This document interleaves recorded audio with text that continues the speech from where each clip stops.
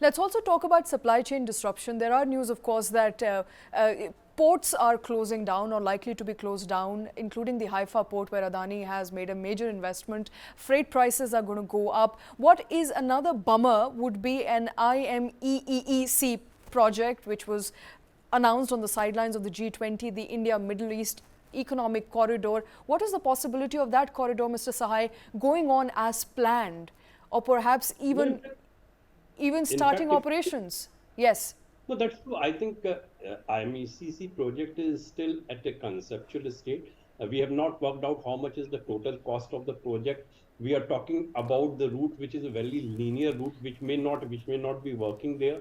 As of now, if that's why I think if the conflict is confined to the Gaza Strip, there's not much problem.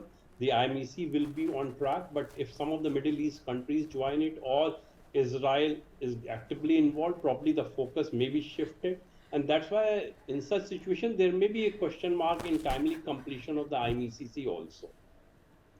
Okay, so that's the map of the IMEEC, and just for the sake of our viewers, this is the India Middle East Europe Economic Corridor, IMEEC as it is referred to, going all the way from Mumbai, the first port being Dubai, and from Dubai by road and by train, the cargo moving all the way up to Israel.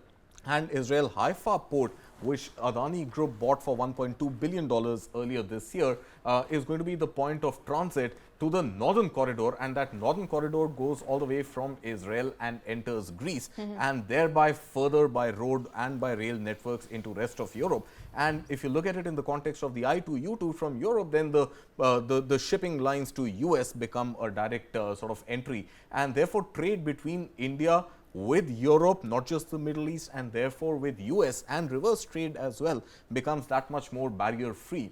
Now, as you see, Shweta, this port is this route is largely running through Saudi Arabia and thereby going into Israel. You really don't have much of a concern, if you ask me specifically right now, because it's unlikely that Saudi Arabia is going to get into this conflict at all. In fact, if anything, it will look at it from the sidelines, but militarily, economically, it's unlikely that Saudi Arabia at this stage at least is going to enter the war. If you were to look at the ports, let's move to the next map and look at the Haifa port.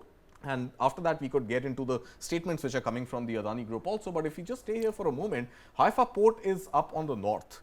Now, if you look at the map right now, you will see that the battle is actually being fought in the Gaza Strip, and that Gaza Strip is in fact south of Ashdod port.